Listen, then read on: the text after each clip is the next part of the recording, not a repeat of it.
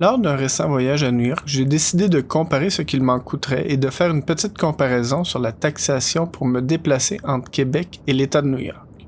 Ici, je ne couvre pas tous les cas de figure. Mon but est de profiter d'un exemple, un parmi tant d'autres, pour discuter des formes de taxation propres aux deux régions. C'est donc un voyage de 1200 km avec une voiture qui consomme 5,2 litres au 100, ce qui revient à consommer 62 litres d'essence.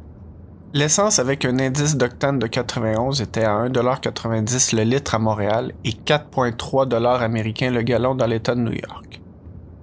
Pour ce cas de figure, c'est environ 20$ canadiens de moins et trop souvent, les calculs s'arrêtent ici. S'ensuit des discussions passionnées sur le fait que l'on est donc ben trop taxé au Québec parce qu'eux autres ils l'ont l'affaire, les Américains. Parce qu'eux autres, ils l'ont l'affaire, les Américains. Pour en revenir à mon exemple, il y a plusieurs routes à péage, qui m'ont coûté 14$ américains et le Lincoln Tunnel m'en a coûté 16. Concrètement, ce n'est donc pas 20$ de moins, mais bien 20$ de plus qu'un résident de l'État de New York paie pour rouler 1200 km et entrer dans une grande ville congestionnée. Si l'on distribue cette somme sur le prix de l'essence, c'est dire que dans l'État de New York, il paie l'équivalent de 31 cents le litre de plus qu'au Québec. Mais ce n'est pas tout car depuis le 5 janvier 2025, il y a une nouvelle taxe de 9$ ou 6$ si l'on arrive par un tunnel ou un pont comme ce fut mon cas. Mon calcul est maintenant à 44 cents le litre de plus à New York qu'au Québec.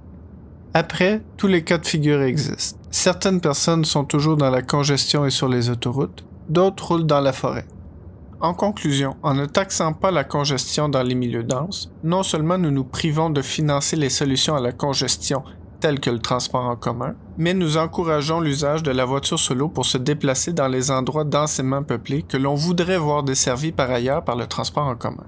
Je vous laisse sur cette réflexion. À bientôt!